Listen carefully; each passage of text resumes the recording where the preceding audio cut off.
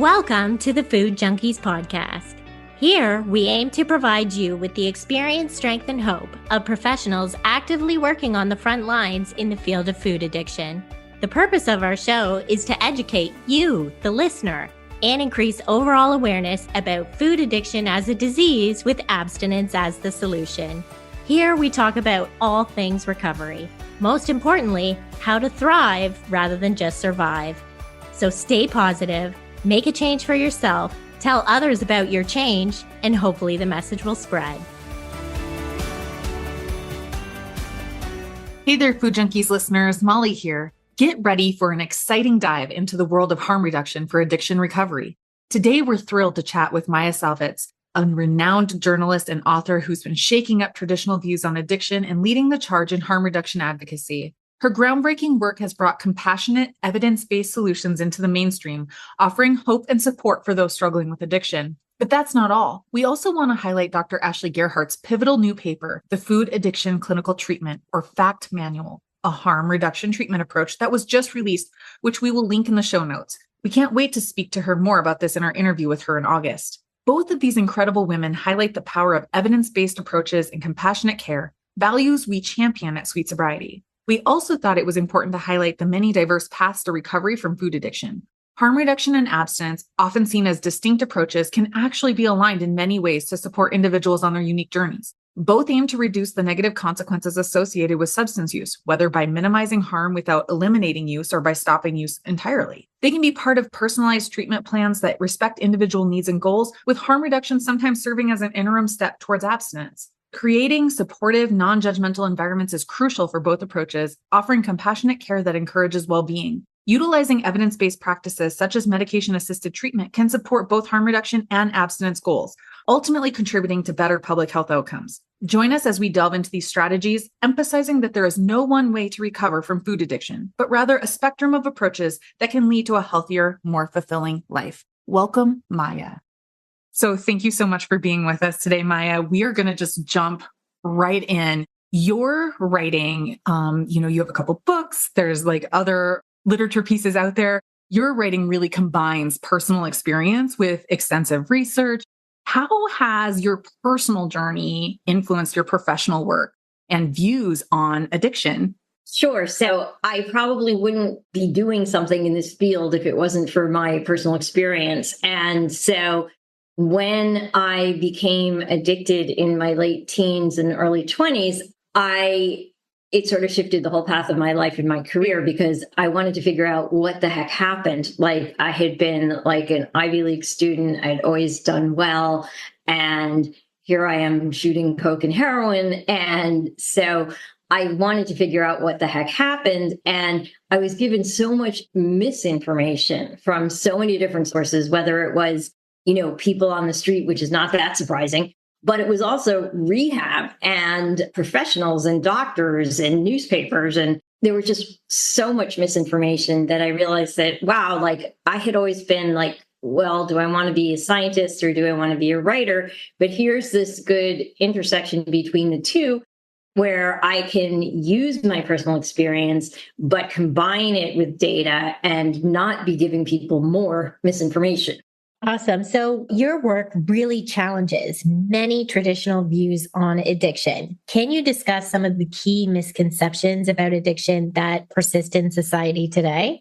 Sure. So I think one of the worst is the idea that people need to hit bottom and that you need to stop enabling them in order to prevent, in order to let them hit bottom, and that's going to somehow help.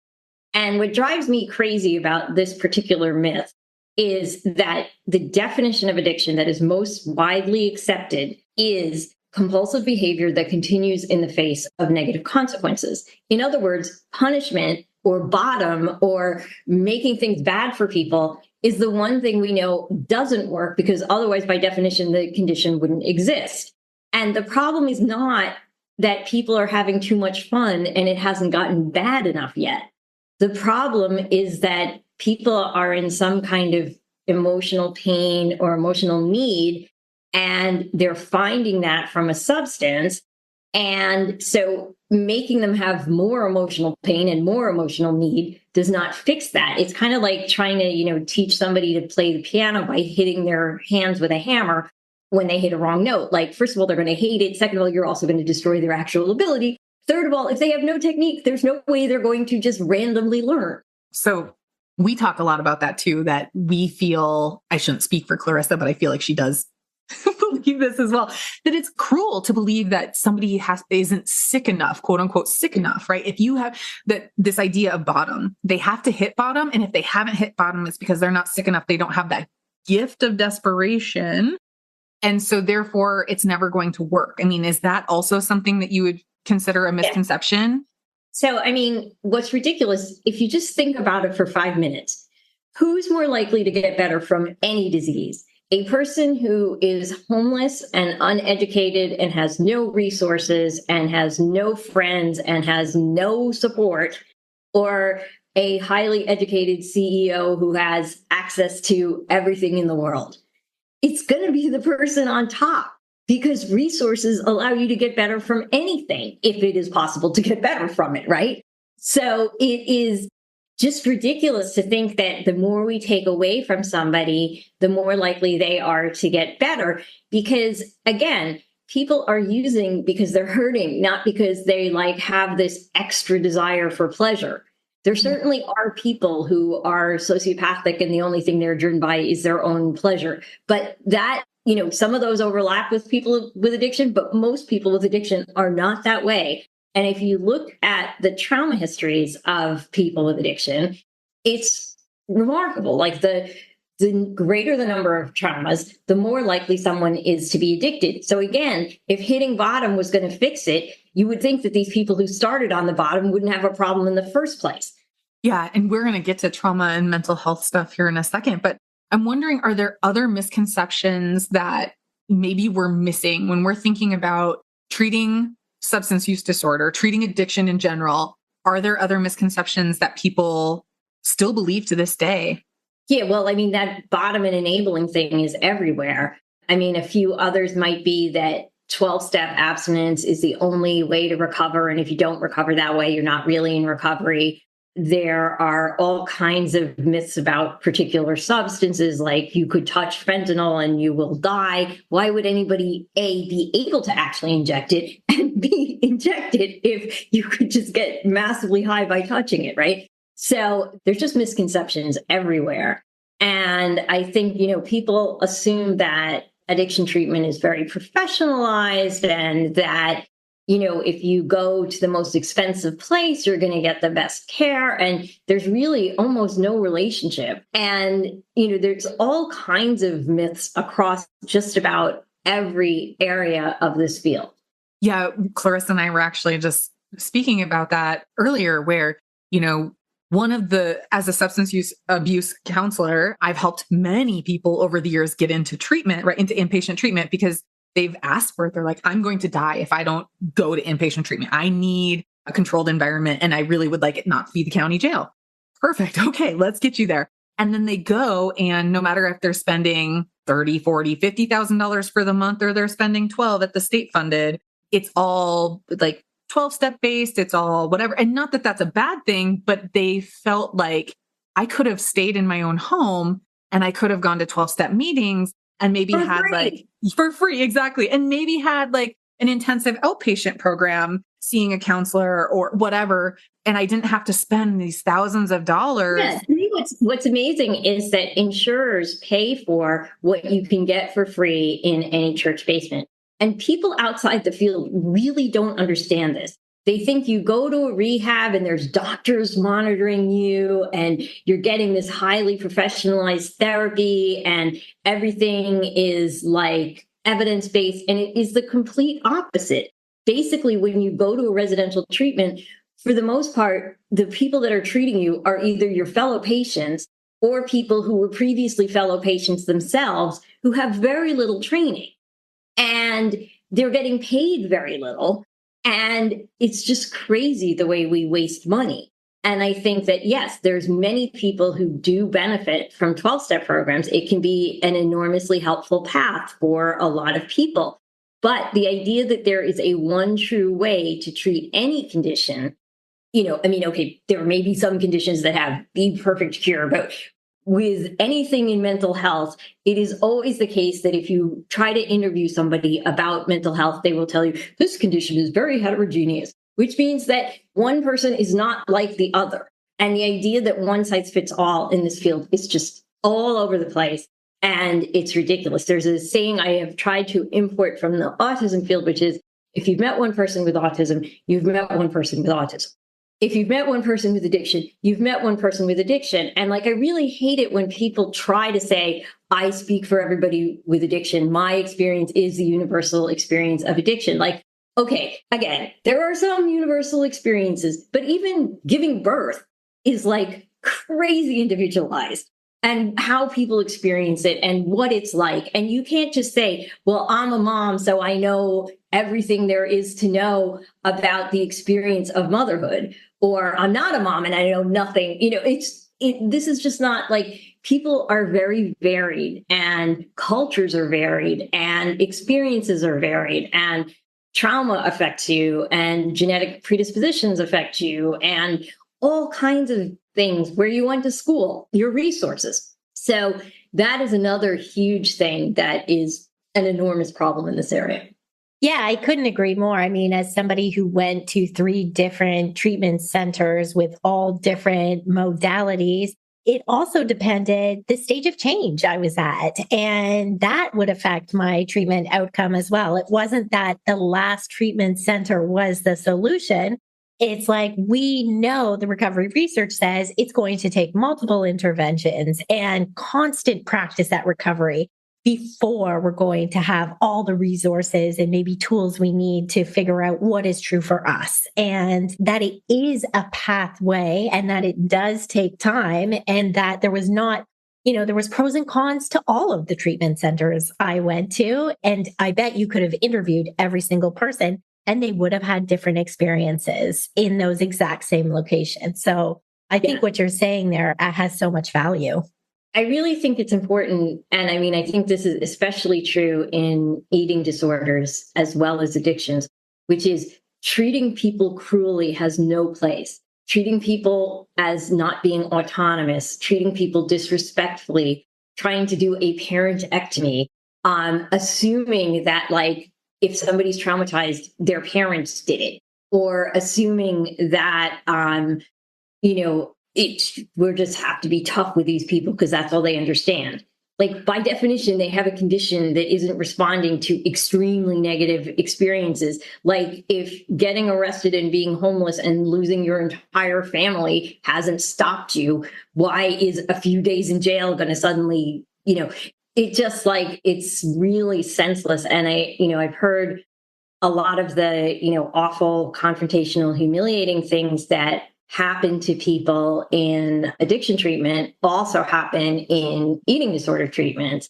And it's we know that shame is fundamental in all of these disorders, and increasing shame makes people want to engage in their compulsive behavior. It does not stop their compulsive behavior. Oh, yeah. I remember at the one treatment center, they said, we are going to make you cry. And then they, they didn't allow me to exercise. They told me that I couldn't talk to the opposite sex, which, I was married at the time, and I was like, am I doing something wrong? Again, just increasing shame, making your world so small. So of course I'm going to cry, because I can't use any of the coping skills like talking to people or exercise that are actually very helpful for me. And again, what did I learn from that? I wanted to never be in treatment again. I couldn't ask for help. This was not a safe place. Yeah, no. And this whole business that you need to be cut off from the world in treatment, again, it's they actually did a randomized controlled trial to show that, okay, what happens if we let people actually call home rather than doing a complete communications blackout? Guess what? Fewer people drop out of treatment. They're not calling their drug dealer. They're calling their mom. If their mom is their drug dealer, okay, this is a problem. But for the most part, people have at least some indigenous support. And if we just cut them off from all of that, you might teach them to function in an institutional environment, but it's not going to actually help them in the real world where we're all going to have to be. Yeah, I love what you're saying. So I'm also wondering, because I heard you say enabling, and when I think about, what I hear from other people is harm reduction is enabling. So can you talk about some of the misconceptions around harm reduction? Sure. So people think that, oh, if you're nice to people with addiction and you treat them with respect and you give them free heroin, they would never, ever recover. They will never get better. Well, in fact, there's now so many trials of prescription heroin from Europe and elsewhere that there's a Cochrane review, which is the highest level of evidence-based medicine. And what it shows is that for people who failed other treatment approaches, people do really well with it. And they are just as likely as people who are not in heroin-based treatment to get into more traditional forms of medication treatment or abstinence. Okay, the most enabling thing I can imagine would be giving somebody free drugs, right? If that doesn't lengthen addiction, then the whole concept is flawed. And the whole concept is bizarre because on the one hand, you're told you didn't create it, you can't control it, you can't cure it, or whatever that actual statement is. And then you're told, but you're enabling them and that's making the disease worse. Well, how come I can make it worse, but I can't make it better? And what is up with that? It's just completely nonsense.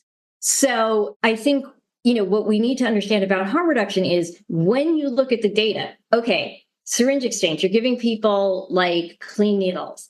Again, you're preventing the consequence of them getting HIV or hepatitis C, right?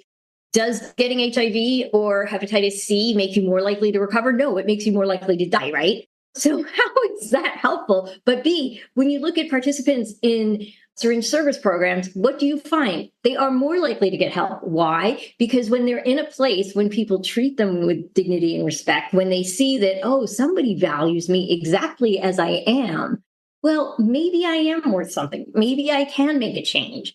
And that's really how people get better. Hope is an essential part of people getting better. And so when people walk into harm reduction programs, they're I think they're expecting some kind of wild drug orgy and people going shoot, shoot, shoot, or something like this, right? And this is not at all what happens. People just treat people nicely. They don't make demands of them that they change what they're doing immediately. And they're how can we make your life better? And it's not about glorifying being addicted. It can sound like that from the outside because people are really trying hard to reduce stigma and be honoring of people where they're at rather than shaming.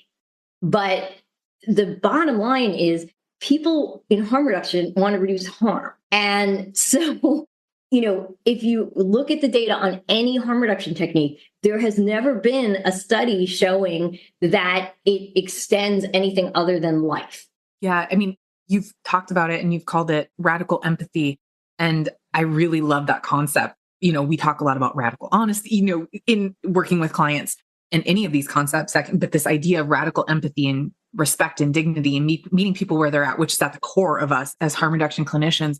You also have talked about, and I think this is a really important point for our audience to hear from you, especially, and I think it fits with this perfectly, is you talking about this idea of meeting people where they're at, just accepting them for who they are, just loving them anyway. And this idea, and then how that gets mixed up with if addiction is a disease and we're working from a disease model, why is it then that the system really sets this up almost as a morality question or issue saying, no, you just deserve to die. You don't deserve to have those clean needles.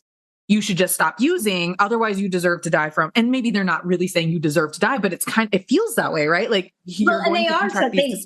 Yeah. Yeah. They sometimes explicitly say it. There are people who are well, we should only give people naloxone twice or something. And there are a lot of people who are just well, let Darwin take its course. And so, yes, they are very explicit that they do not care about people who use drugs and that they do not see their lives as having any value. And to me, that's just horrifying. And what it says is that, right, you're saying disease, but you're arresting me. You're saying disease, but you're treating me as if I'm a sinner. And, there's no other disease where you walk into a professional treatment center and you're told that the treatment is meeting confession and prayer, and this is mainstream addiction treatment in the United States. Like, that's what happens in 12-step programs. And, I think that, again, 12 steps can be absolutely wonderful for people who engage in the process and find social support in it and all of these kinds of things. But I don't think people with addiction are the only people who need to take moral inventory. I think everybody needs to take moral inventory. And if you're going to say in medicine, the only people who need to take moral inventory are people with addiction, I'm going to have a problem with you. Yes. And that's going to bring me to, we need to talk a bit about that idea of trauma and like other mental health issues behind it, right? So as a trauma-informed mental health therapist, that has been one of my maybe like biggest complaints, if you will, against 12-step. I'm a firm believer in it. I've had many clients over the years use it, and it does save lives. But for those who have these trauma histories or who have severe mental illness, when addiction treatment by professionals is set on that basis, I have had to work a lot harder with those clients to undo that trauma or try to find a way through it, right? And so can we talk a bit about like this, those concepts and the development and perpetuation of addiction and why people maybe are not getting better? Well, the thing is that like AA was invented by upper middle class white men. And their main problem was they were being jerks to everybody around them. And they were very arrogant. And they wouldn't take responsibility for their problems. That's at least how they describe it. And they say, that their behavior was the cause of the problem. So they needed to like make moral inventory and make amends and accept responsibility. Now, if you say that to somebody who's been raped, and I literally have talked to people who have been raped and they're trying to do their 4th step. And it's like, well, what was your part in getting raped? And it's like, even if you were a child, they say that. And it's like, what? I seduced my abuser? Like that is just the most harmful, traumatizing, ridiculous way of looking at this. And like, there are certainly maybe people with addiction whose main problem is being irresponsible jerks. But that doesn't mean that everything traumatic that happened to you is your fault and you should accept your responsibility for it, because we know from research that when you make people who are traumatized, when you reinforce those self-hating ideas like I made this happen to me, that you do harm. And so, there's plenty of people who are very sensible about the 4th step, and they say to their fellow women that, okay, we're going to skip this part here because the reality is that you were a victim of this. You genuinely were. You're not pretending. You're not blaming everybody else for your problems. You were actually victimized and you survived. And some of the things that you're doing now may be a result of what you did to survive that. That's fine. You don't need to confess or make amends for having been raped. So that stuff is just straightforward offensive. And it happens more than you would think. I have an article coming out in Scientific American, and it's about trauma and addiction treatment. And I interviewed somebody who had experienced this, and the editor just was like, what? They were like, really? Like, you're not making that up, And it's like, people find it very hard to believe that some of these incredibly common things that really happen throughout addiction treatment and self-help, that they really happen because they sound so ridiculous. Yeah. And I think the other thing that we certainly see in some clients where re-traumatization can happen is their inability to trust themselves, or, that self-determination is taken away when it's like, you can't trust your thinking. And, your best thinking got you here. Or in food programs, we have to give our food to a sponsor and they have to approve it. Or if we want to make a change from chicken to tuna, we have to get it approved by our sponsor or 3 other peers. Sorry, go ahead, Clarissa, but I just want to throw it in there. Those are more ridiculous. Yeah. Right. So then if I can't even make a decision about that, how can I make any decision about my life? And I'm always going to be questioning everything I do. Well, it's really important. Like, the concept of powerlessness, for some reason, in 12-step groups often gets expanded beyond the idea that, no, I can't control my use anymore. That's the only powerlessness thing that you should accept. if you are accepting that I'm powerless over my life, I'm powerless over politics, I'm powerless, then you are disempowering yourself quite literally. And especially for women and people of color and anybody else who's been oppressed for whatever reason, the idea that you should just your best thinking got you here, so you should just accept what other people are telling you without thinking critically. Well, that's like cultic thinking. Like that is not good. And you should always think critically. And, the most important slogan in 12 step is take what you like and leave the rest. And don't leave your thinking brain behind. Like you need to decide, there's certainly cases where, okay, I might be sitting here thinking, oh, I want to, go see an old friend of mine who's still using, but I want to do that just because I want to be friends with this person. Okay, maybe you're fooling yourself and you want to go use. That's real, but it doesn't mean that people with addiction aren't autonomous human beings who can learn to figure out when they should trust themselves and when they shouldn't. And teaching people to just obey orders is a bad idea. Yeah. And I love that you said, that they can learn to make their own decisions and empowering choices. And, in your book, Unbroken Brain, you really describe addiction as a learning disorder. How does this differ from the disease model we often hear? And can you explain how this, really this perspective can change the way we approach treatment? So if you think about that definition of addiction, compulsive behavior despite negative consequences, that's kind of a failure to learn from punishment, essentially. So that makes it a learning problem right there. But there's many other reasons that it's a learning problem or developmental disorder. Because if you look at any psychiatric disorder is a developmental disorder. And for example, autism, you tend to be able to notice it when kids are really young. Schizophrenia sometimes doesn't, typically comes on when people are adolescent or older. This is about stages of brain development and what you can see at the various stages. And with addiction, you don't see people who are 5 years old who have addictions. It tends to start in adolescence, along with 75% of mental illness in general. So what's going on in the brain at that point? If there's a sensitive period for the development of something, it's probably related to what the brain's doing at that point.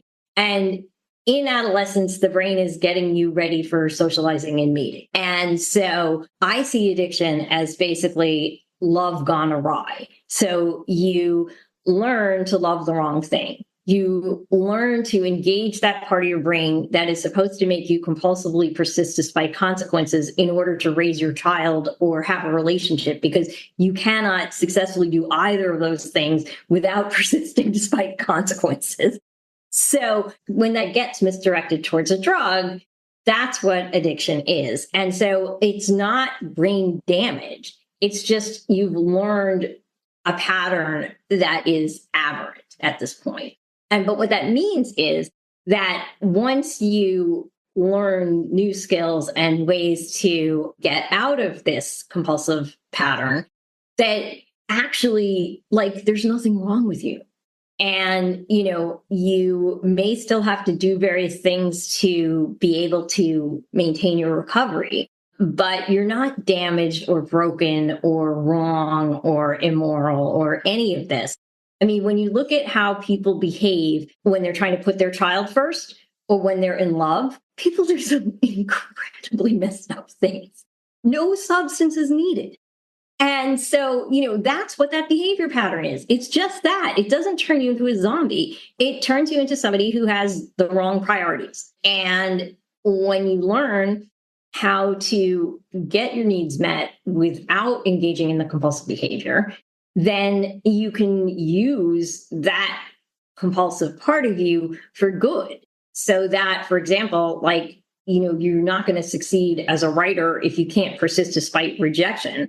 You need to be, for most of the things that are important in life, you kind of need that skill. And so if you can redirect it, then you can, do quite well. Yeah. And so I was, as you were sharing that, I kept thinking, okay, how does this being conceptualized as a learning disorder or a developmental disorder of some, And how does that then relate to harm reduction? And I think like you just kind of nailed it for us, where if we have harm reduction policies in place or tactics in place, we are giving people time, right? They're not going off and dying from HIV or whatever, right? Like we're giving people seatbelts. So they're not dying because they're getting ejected from cars. So we're giving people time to learn new ways. And we're building trust, right? When we are the people that they can come to and we're like, we love you no matter what. We're here for you no matter what. They are going to start coming and going, maybe I don't need this as much because I've started to get, that hole inside of me has started to be filled a bit by having respect, by having dignity, some of these things. So I just really appreciate how you've brought these concepts together. And speaking of harm reduction, so Clarissa and I both come from previous lives of being substance abuse counselors, mental health counselors. And now we focus on food addiction. And I'm just wondering, you're kind of, to me, the expert in harm reduction in this room. And I'm wondering like how you might see harm reduction being effective in our treatment of food addiction. Are there things that kind of come to mind when you think about what sort of policies could be in place for that or how that could look? Well, I mean, I think it's really important to recognize that, like, okay, people don't need to take heroin to live generally, and people do need to eat to live. And so you're always going to be talking about harm reduction in food. Like you actually need to engage with that substance every day, a few times a day. So it's not going to be about abstinence. And you need to, it may be the case that you find out that there's a couple of foods that are not good for you that you should really avoid. But for some people, that's the case. For other people, that's not the case. You have to work with what's going on in you when you engage in compulsive eating. And you have to be gentle because nobody is perfect at this. When I'm talking to substance addiction audiences, I often talk about food because you can't abstain. So, okay, we're now stuck dealing with moderation. How are we going to do that? And nobody, okay, there are some people who like perfectly adhere to a diet from day one. These are extraordinarily rare people. Some of them may actually have anorexia, and that's another problem of itself. But, most people do not instantly change a behavior pattern that is deeply ingrained. And so in order to do that, in order to kind of unlearn something, is harder than learning it in the first place. So you need to figure out like what causes you to overeat or whatever you're ending up doing around food that's problematic. And you need to like figure out, okay, how do I think when this happens? And you need to let yourself make mistakes because learning involves mistakes. Like you're not going to learn to do anything well without making a ton of mistakes. Like practicing involves mistakes. Like it's just the way it is. You might think that a perfectly talented person just sit down and now they're suddenly playing something. But no, even the person with perfect pitch, if they don't know any technique, they are not going to really be able to instantly play, right?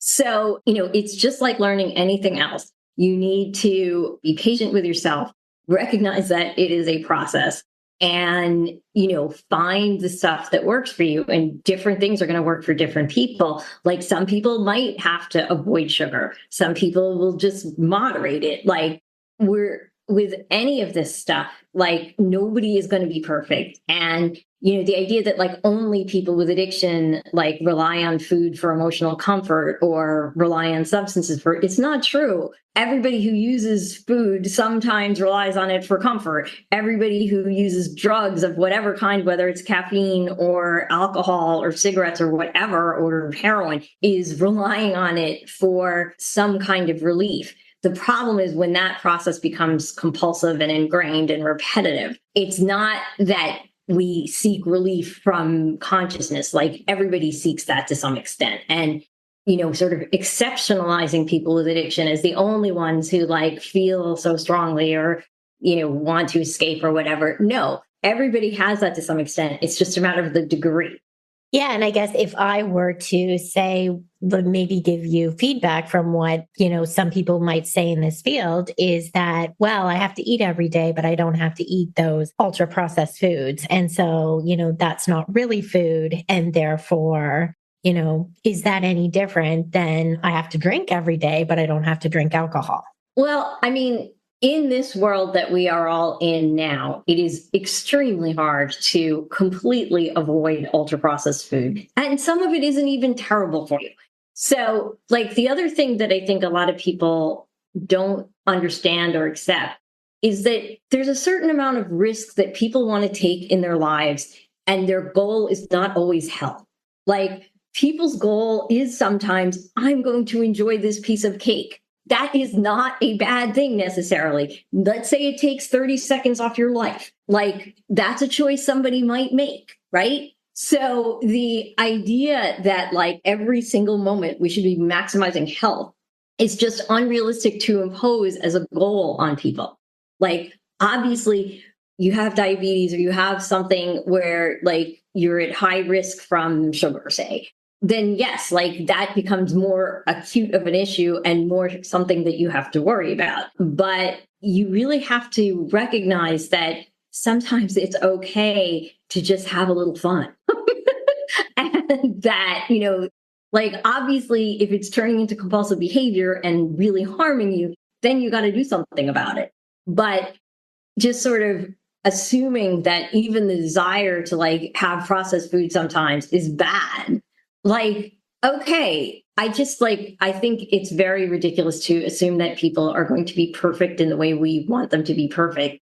And that view does a lot of harm. Now, again, it's sometimes the case, especially in early recovery, that people are going to be very rigid and be like, this is bad, I'll never have this and whatever. And that can be protective sometimes. And if somebody's in that, that's okay.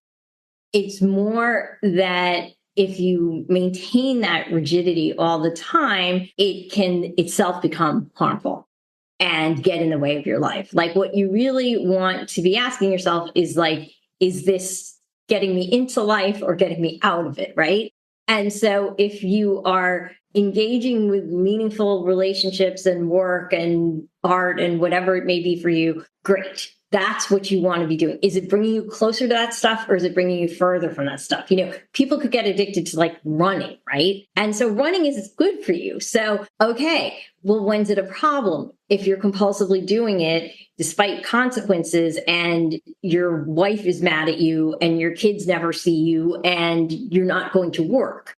And again, there are gray zones sometimes, and like maybe you're doing something a little too much. Maybe you're not, like, again, like also people's personal preferences and their partner's preferences and all this kind of stuff is going to make a difference.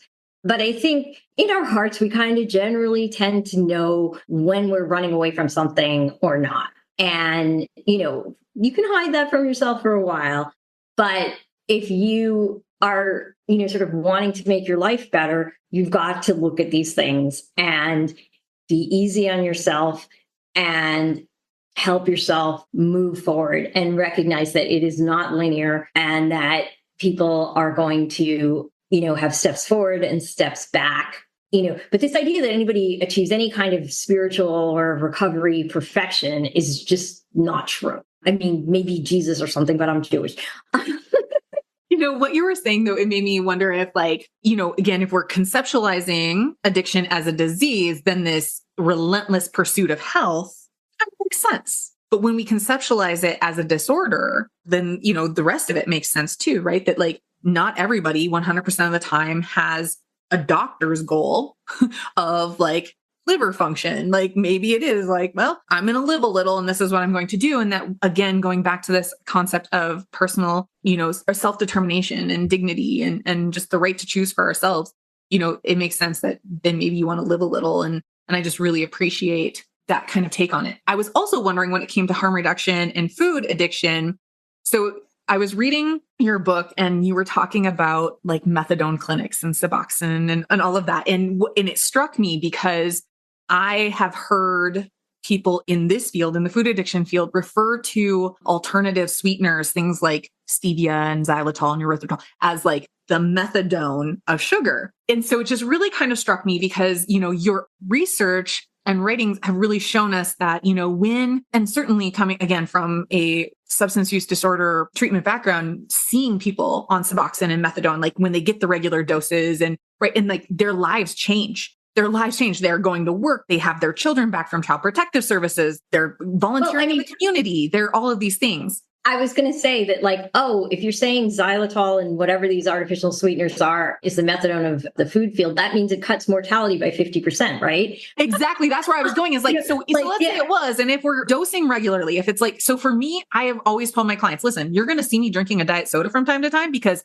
artificial sweeteners or alternative sweeteners do not impact me. And now after reading your book, I'm wondering if it's because I dose myself at the same time most days of the week. If I'm going to have that diet soda, it's every day at lunch or most days at lunch or whatever it is. And so maybe it is my methadone, but do I care? Right. No, I think that's also a little. Yeah. Right. Well, and if we had something that you had to stay on for the rest of your life that cuts mortality by 50%, for any other condition, we'd be dancing in the streets, right? And maybe soon we will be about Ozempic or these things. We don't know yet. It's hard to say. But whenever it is in a addictive kind of field, there's always this shame around the medication. And there's always this idea that you're not really doing it. You're not going through the hard work. Well, okay, I got traumatized as a kid. Why do I need extra hard work to recover from it? Because I got traumatized, it means I have to what is that? That's a weird moralism. If I was born with a different brain, so that means I need to be punished for the way I'm trying to cope with it. Why? That just makes no sense to me. So I think, again, if there's suffering that you cannot avoid, it is good to make meaning out of it. But that doesn't mean we need suffering to have meaning, And so, again, practically, there are situations you're going to have horrible things happen. And to get through that, making meaning out of it is really good and important. But that doesn't mean you should put yourself in terrible situations so you can make meaning out of it. Again, depending on your mileage. Yeah, definitely. So with all of this conversation being had and the work that you've done around harm reduction, I do have one question, because it seems like sometimes it has to be one camp versus the other. And I believe it's all heading the ultimate goal of harm reduction for a lot of people is abstinence. And so do you have any way of helping us bring this together for maybe the listeners? So what I think about that is that there's a whole spectrum of things in terms of recovery from various compulsive or addictive disorders. Abstinence is on one part of the spectrum. Some of the things we currently call harm reduction are on a other end of the spectrum. But in general, harm reduction is about how do we reduce harm associated with substances or compulsive behavior. And one way of doing that is if the person does not want to engage in those behaviors anymore, stopping them entirely. And if that's what that person's goal is, that's harm reduction for them. It is not anything different. And it is not the case that people sit around in, overdose prevention sites or heroin prescribing places and say, oh, those abstinence people, they're really terrible. Nobody should ever join them. You want to stay on this and you want to keep using as long as you possibly can. Maybe somebody might say that just to for somebody who is, always does the opposite of what you say. But that is not what's generally going on. People may complain about horrible treatment, which they have every right to do, but it's not about disparaging other ways. And a lot of people who work in harm reduction came into recovery through 12-step, and they're not anti-12-step.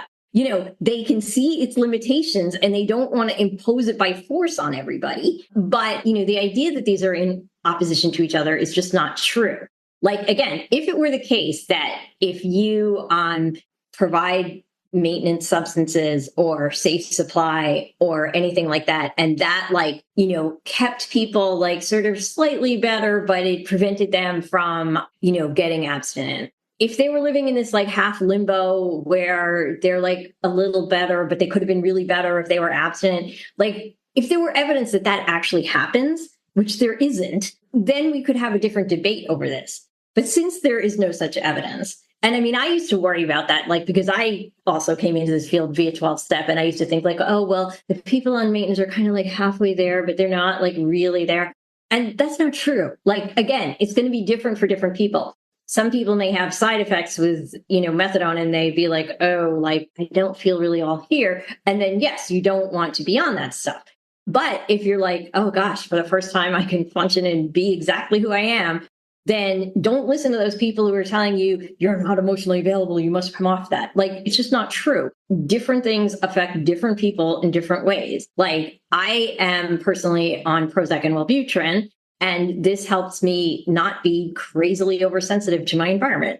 If I were to stop taking them, I would probably be way less functional. Does this make me emotionally unavailable? No, it does not, because I was way up here and I need to be here. Now, if you're here and a drug pushes you here, then that's not the right drug for you. And again, we just really don't know. Like, the brain is so complicated. Like, when I was back in college, there were 5 neurotransmitters. And now nobody knows how many there are, as far as I can tell. I'm thinking about writing an article about this because, there were 5 of them. I could name them. Now there's dozens. And there's also like dozens of receptors for all of them. If the brain were as simple as like dopamine is pleasure, for example, we wouldn't be conscious or speaking.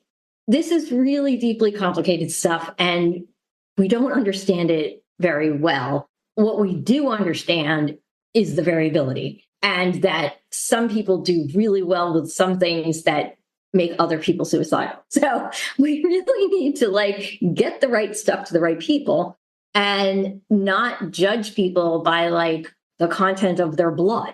Yeah. And I think too, when I think about just even what you're talking about, when we look at food use disorder or whatever we want to name it, as it doesn't have like an official name yet, we hope it'll be like ultra processed food use disorder in some way, is that like, if I can start to say, okay, I'm still maybe allowed like a chocolate bar, and I'm doing it like, once or twice a week, rather than that I'm never allowed to have it or I'm always having it. And then I start to get that confidence in myself that I can go a day without it. I can even go 2 days without it. That again, these harm reduction tactics allow us to practice the skills to build the confidence in ourselves to know that then, yeah, maybe then when I feel so confident about myself, I'm like, do I even need that chocolate bar? I've had clients who are like, I've got my life back with methadone, and I think I'm in a place where now I am good to start to see if I can go off it, because I've been practicing recovery with this tool, like my training wheels on my bike, that's allowed me to be stable for so long that now I get to be I'm confident I can do this. And that may take me just up to that different, place where I decide that maybe abstinence is the way for me. Right. And I mean, again, like, I really wish we didn't make methadone so hard to access that, like, a lot of people come off it, not because it's not working for them or because they want to, but because it's such a pain in the butt to deal with the system, and the stigma and all of this stuff. I hope we get to a point where, you can just go to the doctor once a month and get it. And if you want to come off at that point, great, do it. Whatever is going to make you the most comfortable. And also, like, I do think for people who are considering that transition, they need the option to go exactly back to where they were if it's not working, and with no shame and no like training wheels or whatever. Like, it's cool. This is where you need to be. You're not confined to a wheelchair. You are having access because you have a wheelchair. And so, like, I think it is very important for us to, like, in this field, take from all these movements, like the harm reduction movement, disability rights, all kinds of activism can give us these ways of thinking about this that are not so rigid and that can apply across things. And the more, we can do that, like, whether it's food or whatever. I was just thinking when you were talking about calling it processed food or whatever, highly processed food disorder or something like that, I actually read a case study of a person who became addicted to carrots, like raw carrots. And they ate so many carrots that literally their skin turned orange. And this is not to say that we should ban carrots are bad or any of this. It's more just that, like, addiction is often more about the person and their relationship to the substance than the substance itself.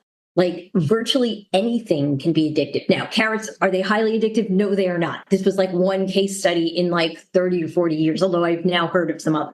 But so I just think it might be better to name it something slightly different, although still, I think there is absolutely a real problem with the like hide and seek spoon too. It's just a matter of sort of figuring out like how to label these things. And I mean, I think like when people talk about like sex addiction, there's a real problem in that field where people who become compulsive over certain aspects of sexuality that are highly stigmatized, it's hard to know if they actually have a sex addiction or if they have a problem with their religion. And so, again, these are complicated, difficult cultural questions, but I do think that it is the case that compulsive behavior across an entire range of substances and activities, including food and sex and a zillion other things, has commonalities that we can use when we're helping people to try to deal with those issues. Yeah, it reminds me of, so as a mental health professional, I diagnose people with things like PTSD and CPTSD, right? And when we think about PTSD and addiction and what you were just saying, it makes sense because it's not really about the event itself. It's about that person's, right? Like everything that's happening for them internally, like lack of support, lack of resources, all of those things, that relationship essentially to the event, not the event itself, right? So we've got people who go to war. Not everybody who goes to war comes back and is diagnosed with PTSD. Not everybody who has experienced violence in their past, in their childhood, ends up with PTSD or CPTSD. So I love what you're saying. And we know that to be true, right? Just because cocaine is an addictive substance, it's a very small percentage of the people who actually meet criteria for the substance use disorder. Yeah, so I mean, like literally almost all substances like cocaine, heroin, methamphetamine, opioids in general, alcohol, 10 to maybe 30% at max become addicted when trying them in recreational settings. In medical settings, it's more like 1 or 2%. And the reason that that is different is largely to do with the fact that 90% of addictions happen when people are 25 or under, and lots of medical exposure to opioids happens with much older people. And if they have previously been screened for having addiction problems, their risk is really quite low. And we are denying pain relief to a lot of people under really dumb circumstances. And I think the other like really good point that you were making, and I think Clarissa agrees with this, is that it's, we have a hard time demonizing the substance. I live in Montana and they did a really good job in the early 2000s of like running this methamphetamine campaign where it was like not even once. And they had these like horrific billboards and like they had people on the radio telling their stories. It was awful. And I worked in corrections at the time. And so like we stopped seeing people with felony distributions of we stopped seeing felony clandestine labs. Then what we started seeing was, here comes all the heroin, right? So they demonized methamphetamine so well that here comes the heroin because they're like, this has got to be safer. No, well, I mean, like that is, it only seemed to be able to have one demon substance at a time. Yes. And like, that means that like, so right now, like if you look at what's happening with opioids, like high school kids are not messing with prescription opioids. Like, it's like down by 80% or some crazy, like large number, which is great. Are they maybe doing some coke or, smoking weed or whatever? Like, so again, that can be good if you push them towards a less harmful substance. It can be bad if you take the people from the prescription opioids and now they're using illicitly made fentanyl, which is way worse because you don't even know the dose and it's so variant. So, I mean, I think like obviously letting people know about the specific dangers of specific substances is a good thing. But if you actually want to prevent addiction, what you want to be doing is preventing PTSD, preventing depression, dealing with things before people get to the point of needing absolute escape. So I think like when we're looking at like prevention for any of this, it has to be about teaching people to cope with living in whatever their neurology happens to be. Yeah, definitely. So keeping all of that in mind, how do you envision the future of addiction treatment and harm reduction evolving in the next 10 to 20 years, like a couple decades out? Well, I hope it evolves for one. Second of all, I think the psychedelic thing could be quite interesting. Again, I feel like it's being overhyped, and the idea that, 1 or 4 or 5 treatments and you're fixed is probably not true for a lot of people. Will it make an enormous difference for some people? And can it be? It's probably going to be quite promising. And there's a lot of good stuff that could come out of it. There's also a lot of bad stuff that could happen in terms of putting vulnerable people on psychedelics with people who do not have their best interests at heart controlling them. And, I don't want to see like, okay, now you take acid and you must do your fourth step. Like that could happen. I don't want to see that happen. We need to have proper safeguards for therapeutic use of these things. I hope over time that treatment will evolve into something that happens primarily in the community and that people can choose, and where we de-link where somebody lives with the treatment. So that like, yes, sometimes you do need to not be living with a drug dealer. This is going to be essential to your recovery. But does that mean you need to live in a treatment center? Not necessarily. You might just need to live in a different neighborhood.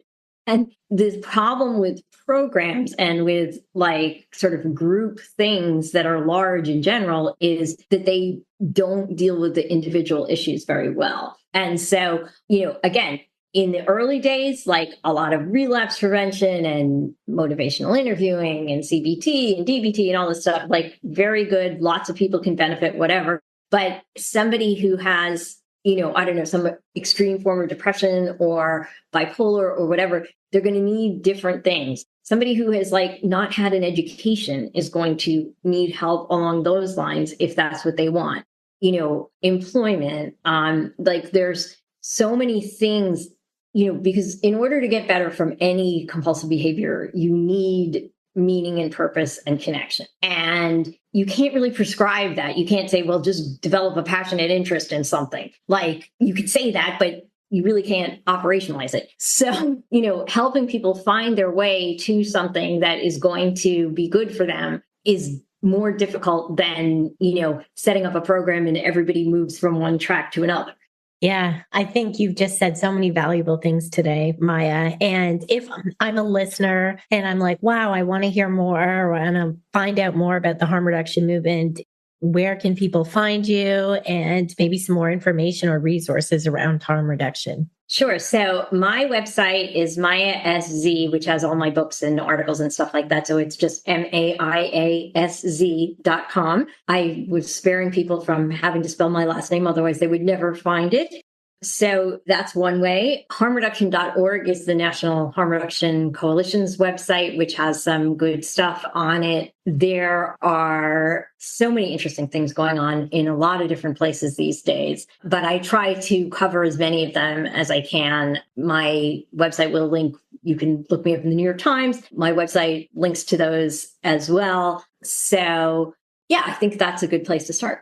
Okay, well, we've definitely kept you past the hour, but we have one final question, if that's okay with you. It's our signature question. We kind of tailor it to each individual. So if you could tell a younger version of yourself something about addiction or harm reduction, what would it be? Okay, that is an interesting question. I mean, I just wish back in the day that treatment wasn't so awful, because I probably would have got it a lot sooner. I was so scared. Like I had read about these abusive centers that I wrote a book called Help at Any Cost about abusive troubled teen programs.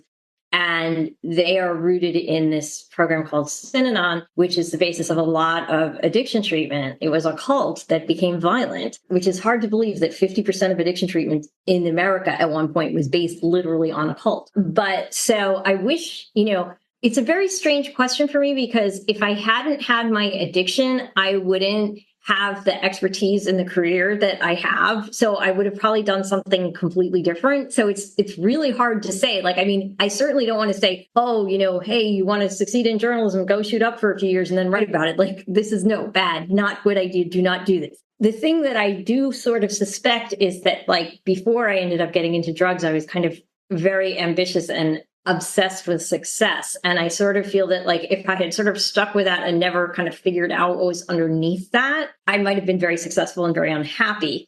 And so having had this horribly spectacular crash in my 20s, I think it ended up being useful because I was able to make use of it in a way that I could, do stuff that I love and help other people.